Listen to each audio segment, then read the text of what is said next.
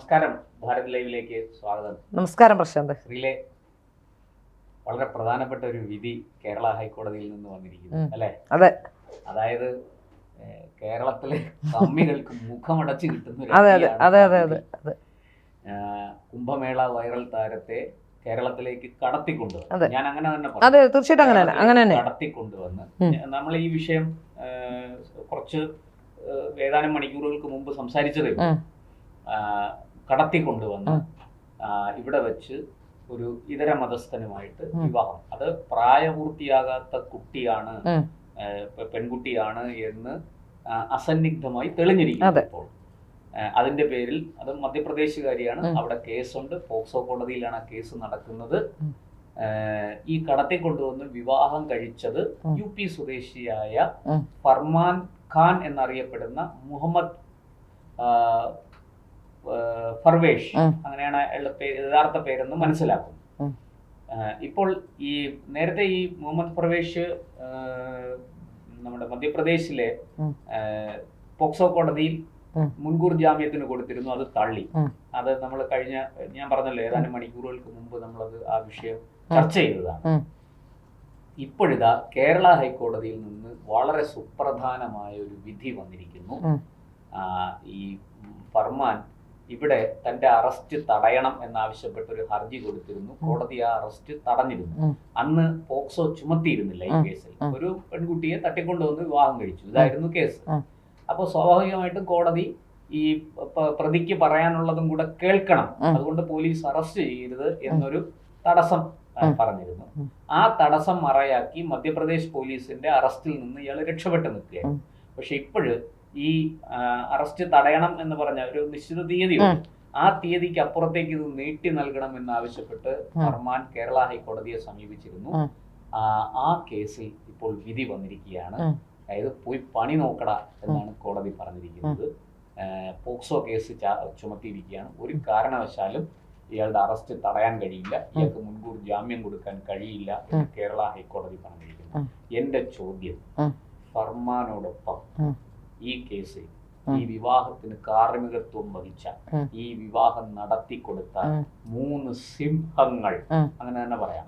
ഒന്ന് നമ്മുടെ CPIM-ന്റെ സംസ്ഥാന സെക്രട്ടറി MV ഗോവിന്ദൻ, 2 മുൻ മന്ത്രി V ശിവൻകുട്ടി, 3 രാജ്യസഭാ MP AA റഹീം.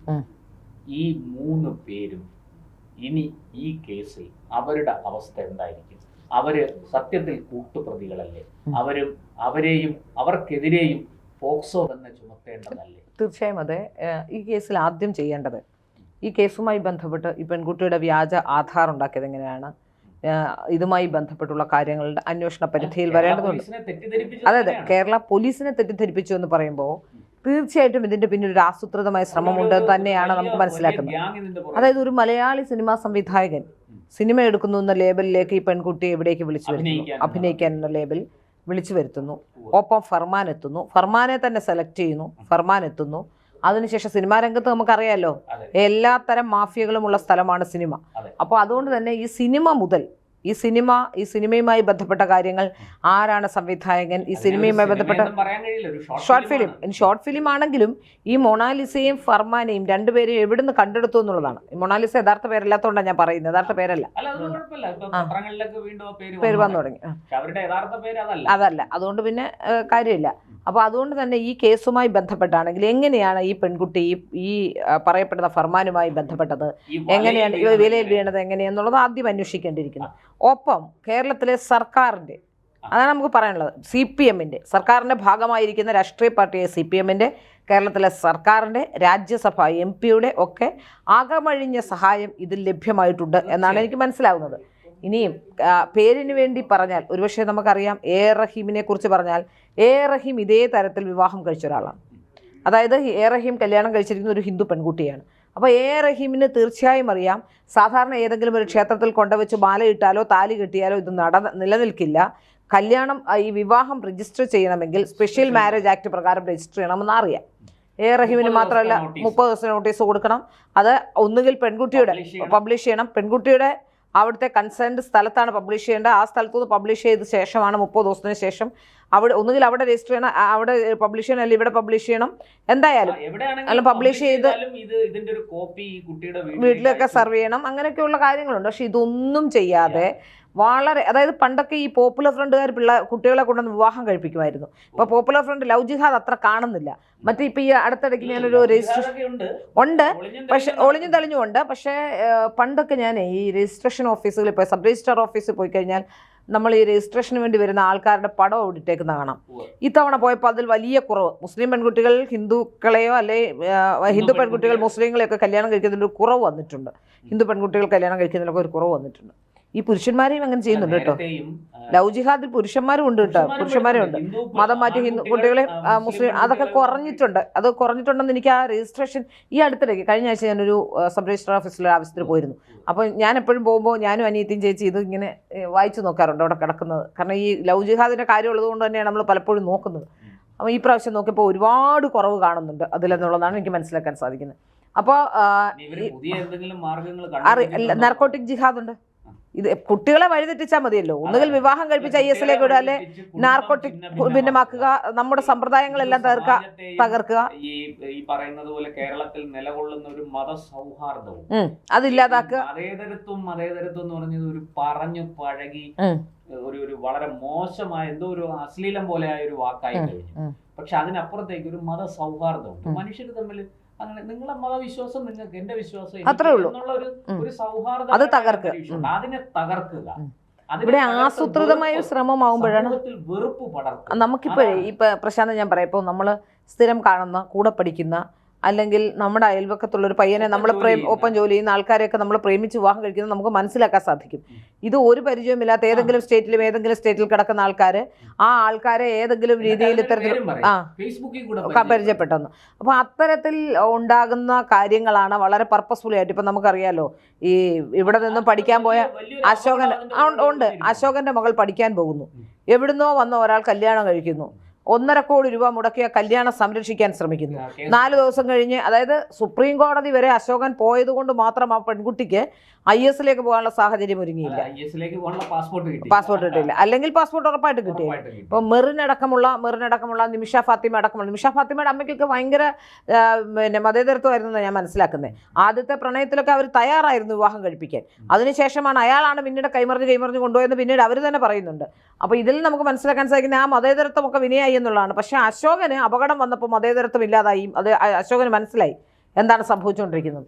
അതുകൊണ്ട് IS-ൽ പോയില്ല.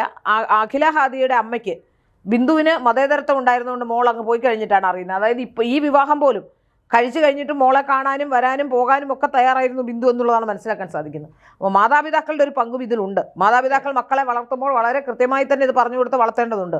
യഥാർത്ഥത്തിൽ ഇപ്പോൾ സംഭവിച്ചിട്ടുള്ളത് നമ്മൾ കാണുന്നത് ഈ കേരളത്തിലെ ഭരണകൂടം, കേരളത്തിലെ CPM എല്ലാം ചേർന്ന് നടത്തിയൊരു വിവാഹമാണ് ഇത്. ഇപ്പോൾ ഞാൻ പറയാം, 18 വയസ്സുള്ള കുട്ടിക്ക് ഒരു പക്ഷേ അറിയില്ലായിരിക്കാം സ്പെഷ്യൽ മാരേജ് ആക്ട് പ്രകാരം വിവാഹം കഴിക്കണമെന്ന്.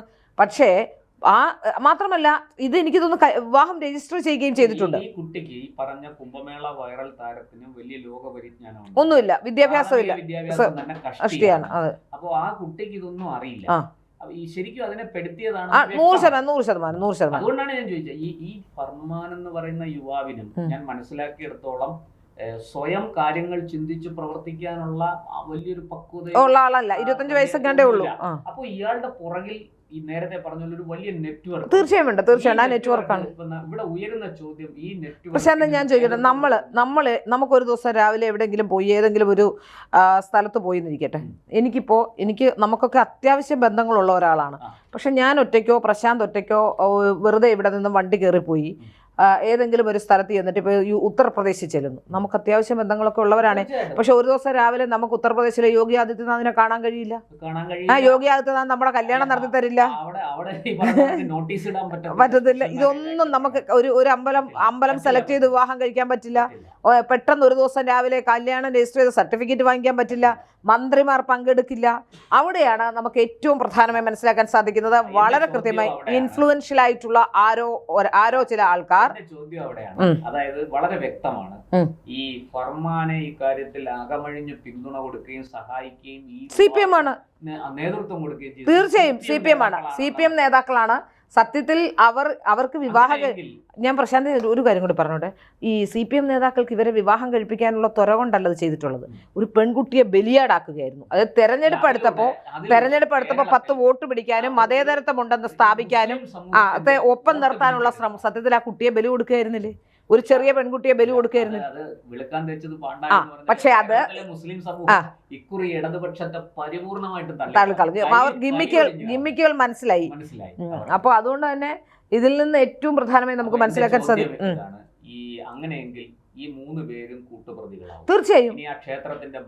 മറ്റൊരു പ്രധാനപ്പെട്ട കാര്യം കൂടിയുണ്ട്. ഇപ്പോൾ നമുക്കറിയാൻ സാധിക്കുന്ന ഏറ്റവും പ്രധാനപ്പെട്ട കാര്യം, ഇപ്പോൾ ആരാണ് ഈ ഇതുമായി ബന്ധപ്പെട്ട് നിന്ന മന്ത്രിമാരെയൊക്കെ നോക്കിയാൽ ശിവൻകുട്ടി ഉണ്ടായിരുന്നു, അന്നത്തെ മന്ത്രിയായിരുന്നു ശിവൻകുട്ടി. അതുപോലെ കടകംപള്ളി സുരേന്ദ്രൻ ഉണ്ടായിരുന്നു, AR റഹീം ഉണ്ടായിരുന്നു, MV ഗോവിന്ദൻ ഉണ്ടായിരുന്നു. ഇവരെല്ലാം ഈ ചടങ്ങിൽ പങ്കെടുത്തവരാണ്. തീർച്ചയായിട്ടും ജില്ലയിലെ പ്രമുഖ നേതാക്കൾ ഉള്ളവർ വിവാഹത്തിന് രംഗത്തുണ്ട്. ആദ്യം പക്ഷെ അതാ ഞാൻ പറയാൻ പറ്റുന്നത്, ആദ്യം ഇതിൽ ചോദ്യം ചെയ്യേണ്ടതും ആദ്യം ഇതിൽ പ്രതി ചേർക്കും 1-ാം പ്രതി ക്ഷേത്രം ഭാരവാഹികളാണ്. കാരണം ഹിന്ദു മാരേജ് ആക്ട് അനുസരിച്ച് ഒരു ഹിന്ദു പുരുഷനും ഒരു ഹിന്ദു സ്ത്രീക്കും മാത്രമേ ഒരു ഹിന്ദു ക്ഷേത്രത്തിൽ വിവാഹം കഴിക്കാൻ കഴിയൂ. അല്ലെങ്കിൽ അവർ രണ്ടുപേരും ഹിന്ദുക്കൾ അല്ലെങ്കിൽ വിവാഹം കഴിക്കാൻ കഴിയില്ല. അപ്പോൾ ഒരു ഹിന്ദു ക്ഷേത്രത്തിൽ വെച്ച് എങ്ങനെ മറ്റൊരാളെ വിവാഹം കഴിപ്പിക്കാനുള്ള നിലപാട് ക്ഷേത്ര ഭാരവാഹികളുണ്ട്?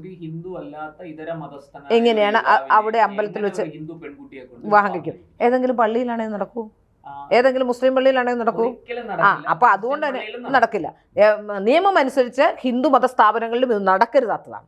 നിയമം അനുസരിച്ച് നടക്കരുതാത്ത നിയമലംഘനം നടന്നിരിക്കുന്നു എന്ന് നമുക്ക് മനസ്സിലാക്കാം. അതും പ്രായപൂർത്തിയാകാത്ത ഒരു പെൺകുട്ടി തീർച്ചയായിട്ടും എന്റെ അഭിപ്രായത്തിൽ എന്റെ സംശയമാണ് ഇവർക്കെതിരെയും പോക്സോ കേസ്. തീർച്ചയായും ഇവർക്കെതിരെ പോക്സോ കേസ് എടുക്കണം, യാതൊരു സംശയമില്ല. എനിക്കിപ്പോ മനസ്സിലായി. ലൈംഗിക പീഡനം മാത്രം അല്ല. ഇത് സത്യത്തിൽ ഇപ്പൊ ഈ പെൺകുട്ടിയെ 17 വയസ്സുള്ള ഒരു പെൺകുട്ടിയെ, ആ പെൺകുട്ടിയുടെ ജീവിതം നശിപ്പിക്കുന്ന രീതിയിൽ ആ പെൺകുട്ടിയെ അത് ട്രാപ്പിൽപ്പെടുത്തുകയായിരുന്നു. തീർച്ചയായിട്ടും ഇവർക്കെതിരെ പോക്സോ കേസ് ചുമത്തേണ്ടതാണ്.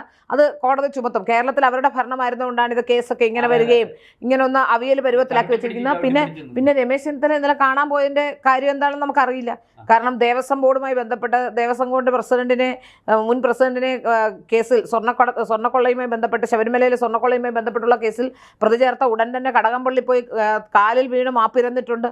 തന്നെ പ്രതിയാക്കരുതെന്ന് ആവശ്യപ്പെട്ടിട്ടുണ്ട്. പക്ഷെ അത് ഇന്ത്യ മുന്നണി ഉണ്ട് കേട്ടോ, എടുക്കാതാണ്. അത് മറന്നുപോയി, അത്രയ്ക്ക് പാനിക്കായി പോയെന്ന് തോന്നുന്നു. ഏതായാലും ഇന്ത്യ മുന്നണി കേരളത്തിലൊരു ഇന്ത്യ മുന്നണി ഉണ്ട് കേട്ടോ. അതെ അത് പോവാൻ. അപ്പൊ ഇതിലൊരു കേരളത്തിലൊരു ഇന്ത്യ മുന്നണി ഉണ്ട് എന്നാണ് ഞാൻ വിശ്വസിക്കുന്നത്. ആ ഇന്ത്യ മുന്നണി ഉള്ളത് കൊണ്ട് തന്നെ രമേശ് ചെന്നിത്തല ഇനി ഏത് വിധത്തിലായിരിക്കും, ഒരു പക്ഷേ മറ്റുള്ളവരെ പ്രൊട്ടക്ട് ചെയ്ത പോലെ ഈ കേസിൽ പ്രൊട്ടക്ട് ചെയ്യുമോ എന്നറിയില്ല. പക്ഷെ മധ്യപ്രദേശ് സർക്കാരാണ് കേസ് എടുക്കുന്നത് കൊണ്ട് രമേശ് ചെന്നിത്തല എന്ത് കളി കളിച്ചാലും നടക്കില്ല എന്നുള്ളതാണ് മനസ്സിലാക്കാൻ സാധിക്കുന്നത്. തീർച്ചയായും 3 പേരും പോക്സോ കേസിൽ അകത്തു പോകേണ്ട സാഹചര്യമാണ്. തീർച്ചയായിട്ടും ഈ 3 പേർക്കെതിരെ പോക്സോ. ഏതായാലും സുഗതനെ കാപ്പ ചുമത്തി അകത്തിട്ടപ്പോ 3 CPM-കാർക്കെതിരെ, CPM-ലെ ഏറ്റവും വലിയ നേതാക്കന്മാർക്കെതിരെ പോക്സോ വരാനുള്ള സാധ്യതയുണ്ട് എന്നുള്ളതാണ്. അതാണ് ഇപ്പോൾ മനസ്സിലാക്കാൻ സാധിക്കുന്നത്. എന്തായാലും നമുക്ക് കാത്തിരിക്കാം ഈ നേതാക്കൾക്കെതിരെ എന്ത് നടപടി വരും. തീർച്ചയായിട്ടും മധ്യപ്രദേശ് പോലീസും മധ്യപ്രദേശിലെ നിയമ സംവിധാനവും നമ്മുടെ കോടതി നടപടികൾ അനുസരിച്ച് ഈ കാര്യം. ഇനിയിപ്പോ മധ്യപ്രദേശ് പോലീസിന് ഇയാളെ കസ്റ്റഡിയിൽ എടുക്കാം ഫർമാനെ വേണമെങ്കിൽ. കാരണം എന്താ വെച്ചാൽ ഒന്നും മുൻകൂർ ജാമ്യമില്ല, ട്രാൻസിറ്റ് ജാമ്യം വേണമെന്ന് ആവശ്യം ഉന്നയിച്ചുകൊണ്ടാണ് കോടതിയിലേക്ക് പോയത്. അതായത് ഇപ്പോൾ മധ്യപ്രദേശിലെ സെഷൻ തള്ളി മധ്യപ്രദേശിലെ സെഷൻസ് കോടതി ഇപ്പോൾ ജാമ്യം നിഷേധിച്ചിട്ടുണ്ട്. അപ്പൊ ഹൈക്കോടതിയിലേക്ക് പോകണമെങ്കിൽ 2 ആഴ്ചത്തേക്ക് പോക്സോ വരുന്ന കോടതി, പോക്സോ കോടതി. അപ്പോൾ അതുകൊണ്ട് തന്നെ നമുക്ക് മനസ്സിലാക്കാൻ സാധിക്കുന്നത് അടുത്ത ഹൈക്കോടതിയിലേക്കാണ് ഇനി പോകേണ്ടത്. അപ്പൊ ഹൈക്കോടതിയിലേക്ക് പോകണമെങ്കിൽ ആ സമയത്ത് അറസ്റ്റിലാകാതിരിക്കാനുള്ള തന്ത്രമാണ് ഇവിടെ പയറ്റി നോക്കിയത്. ഇത്രയും സമയം ഉണ്ടായിരുന്നല്ലോ, നേരത്തെ പോകാമായിരുന്നല്ലോ, പോയില്ലല്ലോ. അപ്പൊ അതുകൊണ്ട് തന്നെ മധ്യപ്രദേശിലേക്ക് പോകാനും ഈ പെൺകുട്ടിയെ പ്രൊഡ്യൂസ് ചെയ്യാനും കോടതിയുടെ മുന്നിൽ പ്രൊഡ്യൂസ് ചെയ്യാനും ഒക്കെ വലിയ ബുദ്ധിമുട്ടാണ് ഫർമാൻ എന്നാണ് മനസ്സിലാക്കാൻ സാധിക്കുന്നത്. ഒന്നുമില്ലെങ്കിലേ ഈ പെൺകുട്ടി സ്വമേധയാ പോയതാണെങ്കിൽ ഫർമാൻ എന്തിനാ പേടിക്കുന്നത്? ഫർമാൻ കോടതിയിൽ ഹാജരാക്കണ്ടേ? നിയമം അനുസരിച്ചാൽ മതിയല്ലോ. അതനുസരിക്കാത്തതിന് കാരണം എന്താ? അപ്പൊ അതിൽ നിന്ന് പെൺകുട്ടി എല്ലാം പറഞ്ഞു പോകുമെന്നുള്ള പേടി ഫർമാനുണ്ട്. പ്രായപൂർത്തിയാകാത്ത പെൺകുട്ടി തീർച്ചയായിട്ടും. അതിനിടയിൽ എന്തൊക്കെ കാര്യങ്ങളാണെന്ന് അനിയന്റെ ബർത്ത് സർട്ടിഫിക്കറ്റ് തിരുത്തിയതാണെന്ന് പറഞ്ഞ് ഒരു കോലാഹലം ഉണ്ടാക്കി. അത് ഞാൻ ചോദിക്കട്ടെ, സർക്കാരിന്റെ ഔദ്യോഗിക രേഖയല്ലേ, തിരുത്താൻ കഴിയുമോ? നമുക്ക് ആർക്കെങ്കിലും പോയി പ്രസവം നടന്നതിന്റെ വരെ. പക്ഷെ അത് നമ്മൾ ജനിച്ച ആശുപത്രിയിൽ ആ ആശുപത്രിയിൽ നിന്ന് മാറ്റാൻ നമ്മളെ കൊണ്ടുവരും. നമ്മൾ കുറച്ച് ഇൻഫ്ലുവൻഷ്യൽ ആയിട്ടുള്ള, അതായത് പത്രപ്രവർത്തനമൊക്കെ ആയിട്ട് ബന്ധപ്പെട്ട് നമുക്ക് എല്ലാവരെയും അറിയാം എന്ന് വെച്ച് നമുക്ക് തിരുത്താൻ പറ്റൂ? ആ നഗരസഭയിൽ കണ്ടതുപോലെ വെള്ളം ഒഴിച്ച് തിരുത്താനൊന്നും പറ്റൂല. അപ്പൊ അതുകൊണ്ട് നമുക്ക് മനസ്സിലാക്കാൻ സാധിക്കുന്ന ഏതായാലും ഈ മന്ത്രിമാരും CPM സംസ്ഥാന സെക്രട്ടറിയും എല്ലാം കേരളത്തിലെ ഇതിൽ ഒന്നാം പ്രതിയായി വരേണ്ട കേരളത്തിലെ സർക്കാരാണ്.